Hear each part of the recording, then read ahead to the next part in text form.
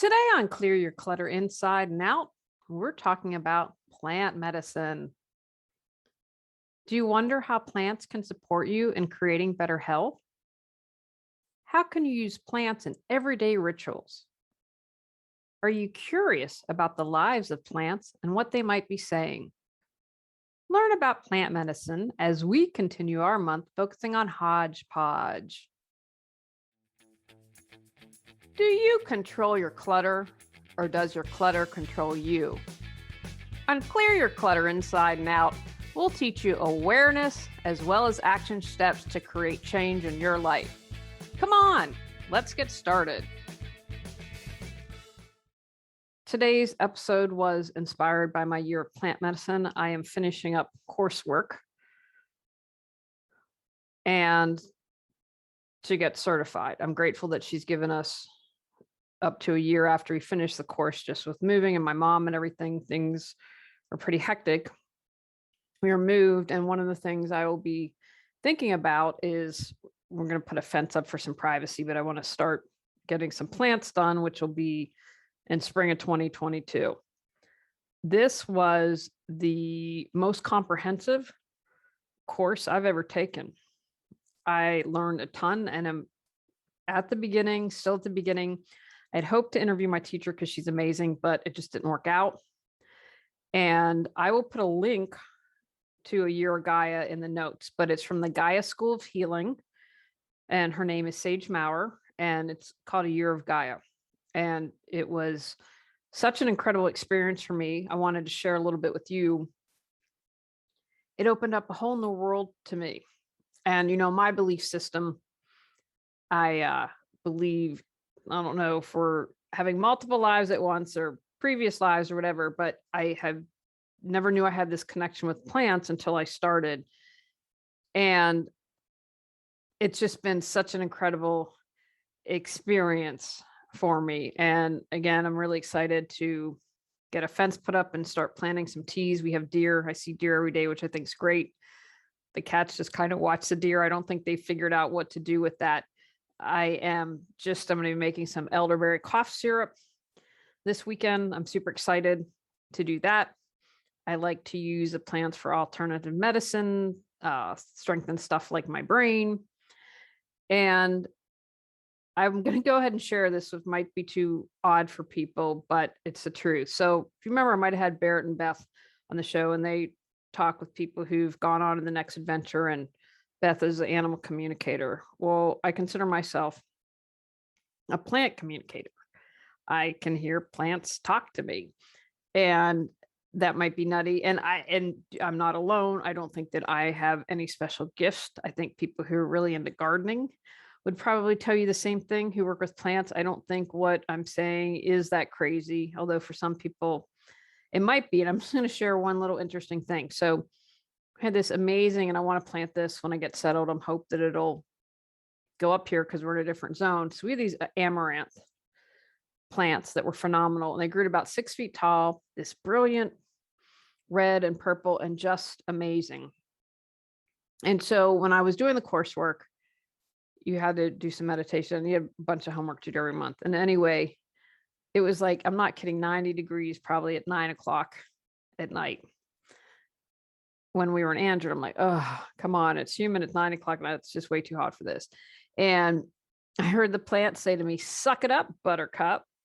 And so I sat down and outside and meditated with amaranth. But it was really interesting to me. So I felt this connection in a past life, in this kind of warrior life. And I felt like these amaranth were my protectors, right? And they're my warriors. Now, what's interesting is when we were being harassed. So there was one plant, and then after the harassment started, there were a ton right in front of our house, a ton of these amaranth plants. And then I planted some, and I hope they have more that grow at different parts of the house. But it's like we got through the harassments, and then, I'm not exaggerating, a ton of plants, and then it's like they disappeared. And so I don't know if any are going to show up again, but it was just really interesting. We've been there a couple of years through the plant cycles, but I felt like they had my back, like they were protecting us. And I really felt that from them. So anyway, the course I took involved folk and ancestral herbalism, plant spirit medicine, holistic healing, spiritual ecology, and earth ceremony. I mean, it was really phenomenal. And again, I'd hoped to interview Sage or someone else that I was interested in, but just with things going on, it didn't work out. So I was like, how can I best do this? And I want to be really clear, I'm not offering any advice. I have not studied enough. And if you want a consultation, you want to go find someone like Sage, who's been doing this for 20 years. My goal for today is to give you a taste of why you want to explore. Maybe you want to take a plant medicine course. Maybe you want to start drinking teas, doing a ceremony, or do a consultation if you've got some health opportunities going on. So what I did was I put together some questions if I were going to interview someone. So again, don't start to any teas without talking to someone. Some teas can have contradictions with meds you're taking, and I can't stress this enough. You need to talk with someone, do research. And she said, I think she said a beginner is either 3 to 5 years of study or 5 to 7 years of study. And my point is, you want to hook up with someone who is like Sage, who has a bunch of knowledge. And when doing my coursework, so we had to do plant profiles every month. And so I added a couple things. And one was contradictions, because I wanted to know, what do we need to be careful of with when working with the plant? Or like, for instance, if you are on blood thinners, you wouldn't want to drink that tea. And I added fun facts just because I thought, well, what's some interesting fun facts that I would like to be aware of? So again, this is not offering any advice. This is not offering any suggestions on teas. You want to go with someone who is way beyond my skill level and beyond a beginner, and who knows their stuff. I mean, someone who just breathes it and lives it like Sage. So first, what is plant medicine? Plant medicines are plants whose properties provide medicinal value. Now, sometimes when people are talking about this, they think of Ayushka. I think Ayushka, I don't know if I'm pronouncing that right, which alter your consciousness. I'm not going to be talking about today, although we did do a module on conscious altering plants. They are out there. You've seen people talk about doing ceremonies with this. And one of the things that I appreciated about this was, I was like, oh, plant medicine, and so much I didn't know. I was just blown away by the information. I feel like I have a connection from the past, but there was definitely this world that opened up to me. Now, good example is elderberry syrup. Many of you, I mean, you go into CVS now, you can buy elderberry syrup. I think they might have it under some different names, or it might include other things besides elderberry. But that's just an example of using the plants, the medicinal property of the elderberries, into cold relief. Now, I want to give you a tip that is really good. So I have the mason jars. Actually, I'll pull one down and show you. So I use a little hard. There we go. We can see it there. So I use these big mason jars. So when I put in, and it might be, depending on what it is, tablespoon of tea, maybe a couple teaspoons, depending on the strength. And so this is a great way to make your tea, get the water super hot. And here's a tip she taught us. You put a knife in the jar. So that way, if you put in the boiling hot water and are steeping the tea, that it doesn't break the glass jar. And she was really funny. She's like, I've broken a lot of glass jars. So that's your tip. You're making a big old batch of tea. So what are some plants that can support you? You have probably heard of a lot of these. Chamomile for anxiety and relaxation. Echinacea for colds, flus, and infections, but it's also something that can be used in wound healing. Feverfew for migraines and arthritis. Ginger for easing nausea and motion sickness. I get horrible motion sickness. That is something that I remember once. I was very lucky when I was in college. I worked at the Jordan Pond House in Maine, and I was invited to go on a week-long trip on a yacht, which is the only time I've ever done that, but it was amazing. Her father owned Swiss Airlines, or it was Swedish something over in that part of the world. And anyway, I mean, I had my own bedroom on a yacht. I was very grateful in Maine where we had a natural fjord. And so it was an incredible experience. But at one time we hit bad weather and the boat was going literally back and forth like that, almost tipping over. And I was like, I have nausea. So anyway, ginger's great for that. Ginkgo is something you can use for asthma, bronchitis, fatigue, and tightness. I actually need to check that out because I've got that now. Golden seal for diarrhea and skin and eye irritations, and it can be used as an antiseptic. One of the other things that when we were doing our plant profiles is an antiseptic, anti-inflammatory, all the properties that they had. It's really interesting. Milk thistle for liver conditions. And many of you have probably heard of St. John's wort as an antidepressant. Valerian root for sleeplessness, and that can help reduce anxiety. Chickweed is good for thyroid, and I wish I'd known that 10 years ago because I would have tried it. So I'm going to do a little show and tell now. So if you're listening to the podcast, you might want to go on over to YouTube. So mullein leaf, the bag it came in. So this is something that is good for lungs. My mom, when I was younger, so this is the little leaf powder, a little hard to tell. What I'll do is see if you can see that.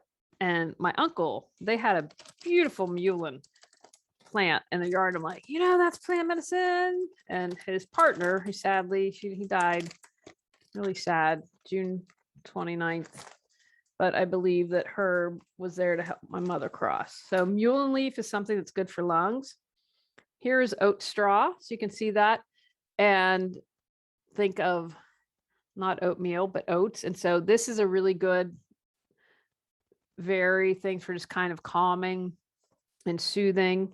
And it's one of the things she said she always recommends just for people to feel better and to feel better in general. But again, I'm not recommending anything. Do not take this as advice. I want to be really clear on that.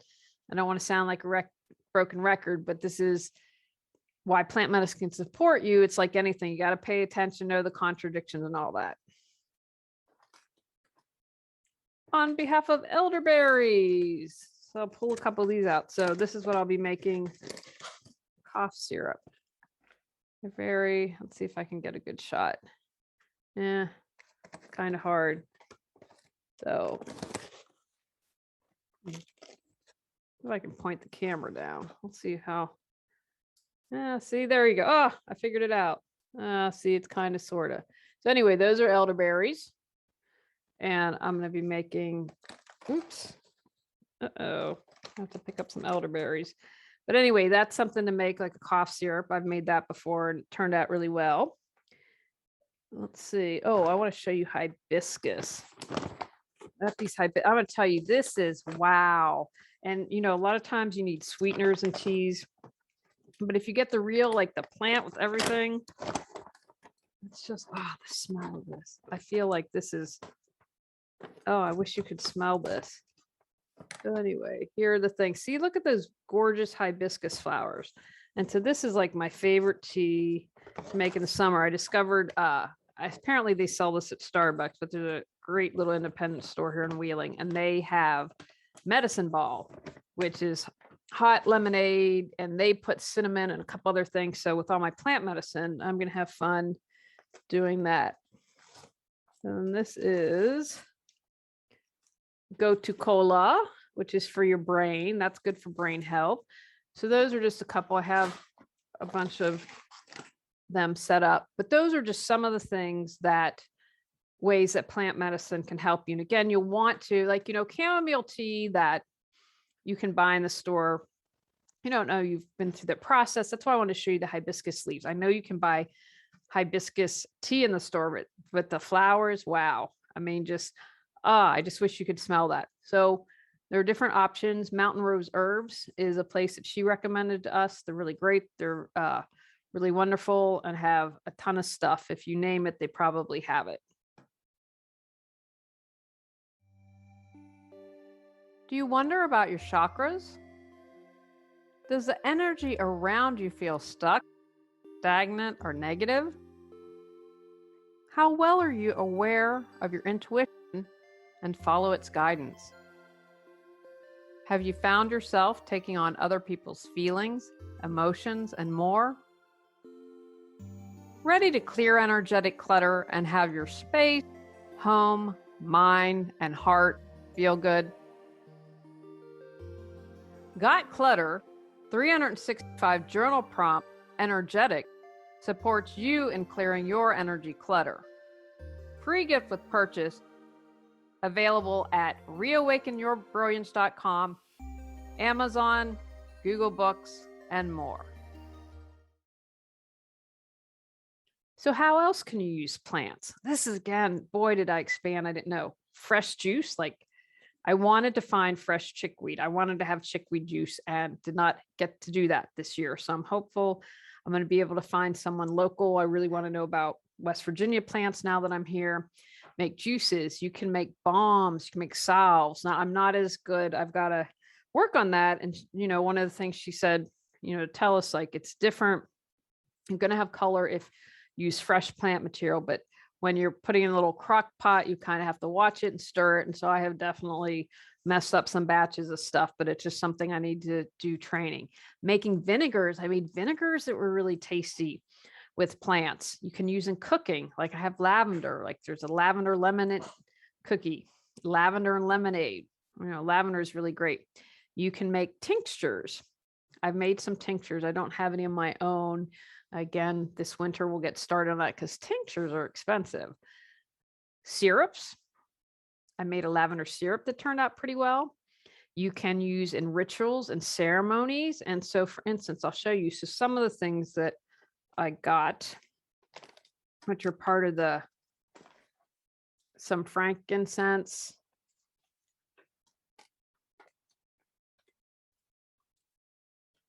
Dragonfly, part of the plant medicine. This is what I would to just use. I'd say probably what I say is probably like incense is what I would compare it. Not that would be the best thing. So let's see what else we have here. White copal. And I'll talk a little bit at the end. You want to make sure to try to find something that's ethically harvested and also that isn't about to go extinct. But I'll share about a couple things. Black frankincense. Anyway, so that was one of the other things. I have myrrh in here. And so there were different plant medicines used in ritual that are kind of cool. And I have a little thing like a round thing where you burn them on. The other thing you can use plant medicines for are flower essences, which is what I'm really getting into. And that's what I really want to get trained, go to Bach and get trained. And that's something that I really enjoyed making. And what I like about them is they're safe to use because when you make the flower essence, you're getting the essence, but you're not having any of the plant material there. So it's just taking the energy out of it is how I describe it.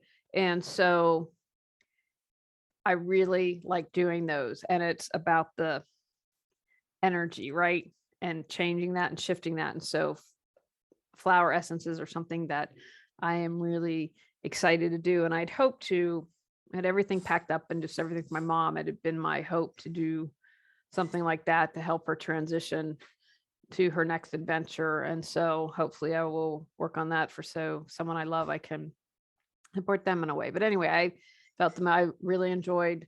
I want to get better making salves, but the flower essences is one thing that I really connected with. And then you can do very cool things like you start your flower essence on the new moon and add the energy of that. And so that was probably my most exciting thing to do. But again, like vinegars and syrups and teas and all these ways that you can use it. So it's not just limited to taking tea.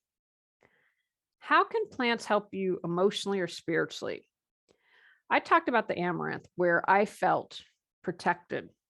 And that obviously helped me emotionally, whereas I felt attacked and unsafe in my own home. And yet I had this barrier of plants saying, we've got your back, we're protecting you. I mentioned that many of you use St. John's wort for depression. And so I think there are definitely different ways, each plant has its own essence, its own soul, its own way of supporting you to heal. And it's kind of like I've talked about before, I think intent is everything. And if you have a special, like there's a plant that you just really relate to, that you feel connection to, I believe, hey, can you support me in this? Ask, why not? I think that something that you have a powerful connection to is something that's really important. And you can also, and I've learned not to use the term smudging, so I use the term smoking, but I talk about when you move into a house, you leave the house, smoking, taking artemisia, I think I'm pronouncing it right, or sage, and burning that. And that's supporting, clearing out the energy of others and just having your energy within your place. And so that's something that can help you emotionally or spiritually. They are, so when you drink the tea, you're drinking that essence. And one of the things that we learn to do is, first of all, is to develop a relationship with the plant. Give thanks, ask what you can give the plant so that it's this equal exchange of energy. I mean, that completely makes a difference. So you're like, give, and take. When you develop a relationship, what do you need from me? What do you need as a plant from me? How can I support you? But that during tea and having tea meditations and talking to the tea, and what wisdom do you have for me? And so that maybe if you're struggling with something, and hear what the plant has to say. And again, like all the plants have different properties. And so say if you're sad and looking for something, or if you're anxious, then a different tea will be able to support you that way. But in addition to the medicinal properties, don't forget that emotional or spiritual component. Building a relationship with plants. And I just mentioned that a moment ago. So plants are beings to me as much as the cats are. You know how I talk about my cats I want to snuggie with. And so this was a new experience and something that I wasn't expecting. It's like, wow, there's this relationship with plants. Now you can't you could kind of hold a plant, I guess, but just that there is this, they are beings, as before I'm like, oh, plants, it's just incredible. And so I think one of the big takeaways that I'd want to share from what I've learned is that you want to develop a relationship. They are live beings and spirits. So for example, when you're harvesting, don't just cut down, right? Just don't take a hacksaw and go through everything. Thank the plant, ask permission. And again, if you're opening and listening, they're going to respond. And take what you need. Don't take everything. I think, we live in the society, oh, it's all for me and take it all.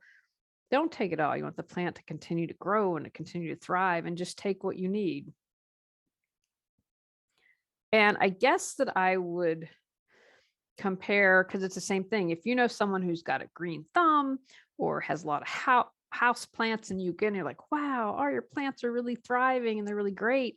I'm betting they talk to their plants. I'm betting they have a relationship with their plants, and talk to them. What would they like to share? What has been their experience? And so, in addition to all the great things, just something simple about having a little tea ritual every day can make it different. Or making a poultice. My nephew Max is like me with poison ivy, and he looks at it and he had some huge allergic reaction. I've made him some oat straw soap and a scrub. And I was like, if you get it again, because I wasn't living here, I said, I'll make a poultice to put on your face because he just had some allergic reaction, and either poison ivy or allergies or something, but his whole body went crazy.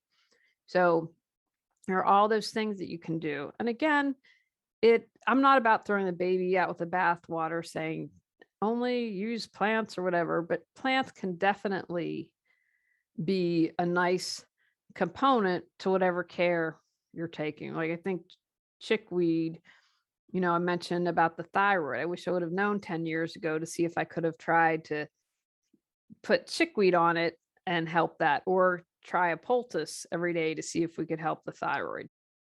So build a relationship with plants and see what you learn and see what they're willing to offer. I also wanted to share with you some books that I like. They are Body into Balance, An Herbal Guide to Holistic Self-Care by Maria Groves. Let's see that, because there we go. Anyway, it's a gorgeous book. I like how it's set up. and how she does everything. So that's one that I really like. And don't forget, you can go to Abe's books, which you use Book Seal. Branding Sweetgrass, which I'm reading now by Robin Wall Kimmerer, is just fantastic. It's weaving her Native American with stories and plants, and it's just lovely.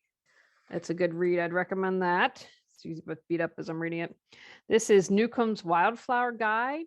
So, this is, I'm hopefully going to be using, we are going to West Virginia in the cabin at the end of the month, and I'm hopeful to use this as we do some hiking. And then I really love this one, The Gift of Healing Herbs, Plant Medicines and Home Remedies for a Vibrantly Healthy Life by Robin Rose Bennett.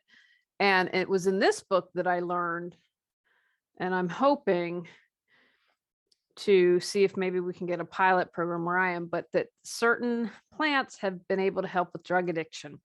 And in West Virginia, as in other areas, it's a huge problem. And if I could be any part of supporting people healing in that, I already said to my teacher, hey, if I come up with a plan, can you review it?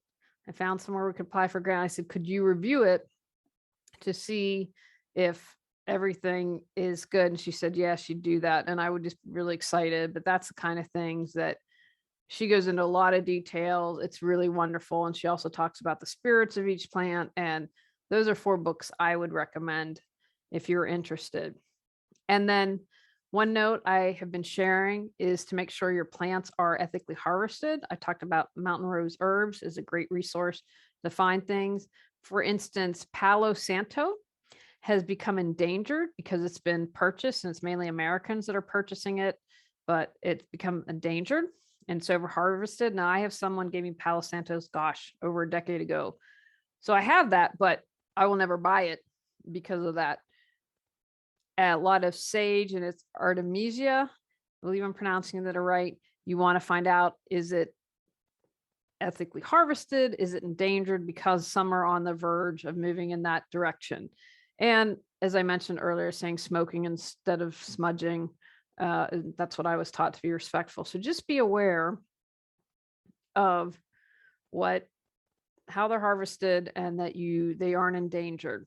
Because again, some people don't care and they want it, and they're just going to take what they want. They don't care about others, but that's what hopefully you've gotten out of the episode, is developing that relationship with a plant. So those are my thoughts. I would also say, look in your own backyard. 3 months, I think it was, into the course, we were like, go out in your backyard. What are you there? So I discovered wild lettuce. I discovered dandelions, only because they weren't in our yard. They're in the empty lot next to us, because you can make, I juice dandelion greens, and you can make dandelion teas. Dandelion greens are pretty bitter, but I think, that'd be a good shot for your digestion there. And so just wander in your backyard, around and where you live, and see what you can discover. And, who knows, maybe you'll discover, like me, that you have this relationship with plants. And, even if it's something simple, like going to the store and trying chamomile tea or something, if you're like, see if this can help reduce my anxiety yet. But there is a lot more for me to learn and explore. And I hope that you'll have a little bit of an interest after listening to today's episode. Take actions from today's podcast. Learn more about plants and plant medicine. Consider where you could use plants instead of traditional medicine. Think about how you could use plants in a ceremony. Work with a qualified plant medicine person.